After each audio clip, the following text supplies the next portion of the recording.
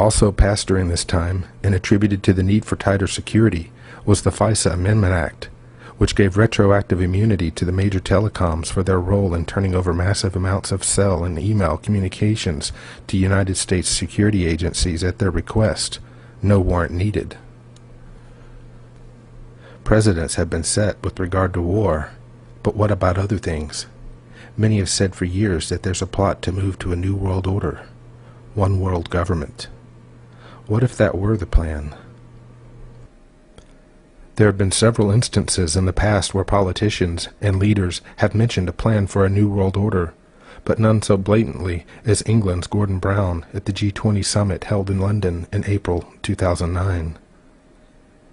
Brown summed up a portion of the meeting by saying, "I think a new world order is emerging, and with it the foundations of a new and progressive era of international cooperation." Your name is Tom. You live just off of 5th Street. Nice car, Tom. Nice house. What's not so nice is you owe Pennsylvania $4,212 in back taxes.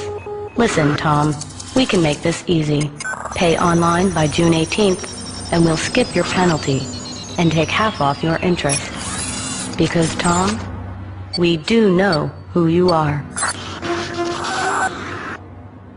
It's not a stretch of the imagination. In fact, it's already beginning to happen where people are being given RFID chips so that we can, scan you. Now, they always try to present a good reason for doing that. Well, we'll have your entire medical history. If you fall down unconscious, the doctors will know who you are, what drugs you're allergic to. They'll be able to treat you more efficiently because they have all this information. Well, the opposite is also true. If the government has all this information on you, they can also manipulate you by the use of that information. You won't be allowed to get a job. You won't be allowed to buy food. You won't be allowed to, perform any economic transactions unless you have the government RFID chip and are approved. This is one of the things that people have been worried about for a long time. The technology now exists. In March 2010, the Obama administration declassified details about the Bush cybersecurity program. The program, initiated by National Security Presidential Directive 54, needs to evolve and become part of an even broader national cybersecurity strategy, according to President Obama.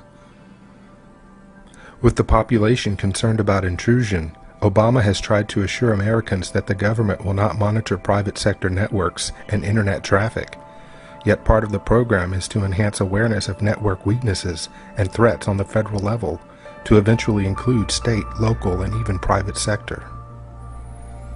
Wired reported what may be of the most concern, especially from an already over-intrusive government, is the need for government to define its roles in protecting private critical infrastructure networks. That infrastructure includes internet service providers, as well as telecommunications, banking, and other networks. It should be noted that the very governmental department that is responsible for cybersecurity, CERT, the United States Computer Emergency Readiness Team, has been found to have hundreds of holes within its own security system. In the report on the vulnerabilities, it states that the proper security measures have not been implemented on the mission operating environment that would protect data from unauthorized access, use, disclosure, disruption, modification, or destruction. It might be of interest to note that the agency, founded in 2003 and part of the Department of Homeland Security, is also considered a public-private partnership, like the Federal Reserve. What is really worrying about a group like the Oath Keepers is this is a group of people who are armed by the rest of society. In the case of police officers, these are people who sometimes have the power of life and death over you or me. And what that means is if these men and women are animated by ideas that are completely false, completely paranoid and groundless, you've got to worry about who they're going to see as the real enemy and what kinds of decisions they make in stressful situations. When you look at the Oath Keepers website, the core of it is this business about the orders they're not going to obey. And it starts out with a preamble, a quote from George Washington saying, you know, now is the time, or soon comes the time when it will be determined whether we're slaves or freedmen. Immediately after that, the Oath Keepers website says, presumably in Stuart Rhodes's words, that that time is near at hand again. Southern Poverty Law Center. Heidi Byrick, one of my favorite people. She's a director of special projects. Had her on my radio show several times. And we enjoy each other's company. We talk, we have a good time, but she knows my position, and she knows I understand hers. The reason that she is against Oath Keepers is because they made it clear that they wouldn't follow orders. Really. Oath Keepers, primarily former military people, are acknowledging this is what the Constitution says. We were trained, as we went through military training, that it was our responsibility to deny an unconstitutional order. So presumably you'd have to be smart enough to know what was and was not a constitutional order. And so they have a list of 10 of them. Well, it's a declaration of orders, and the whole point of it is to, one, draw some lines in the sand ahead of time and get the current serving military to think about where their line in the sand is. But it's also a reflection of our own Bill of Rights. And so when I read through them, you'll see that, oh, okay, it's mostly a restatement of the Bill of Rights. The first one is we will not obey orders to disarm the American people. And of course we had gun disarmament during Katrina. It was a big catalyst for why I started Oath Keepers.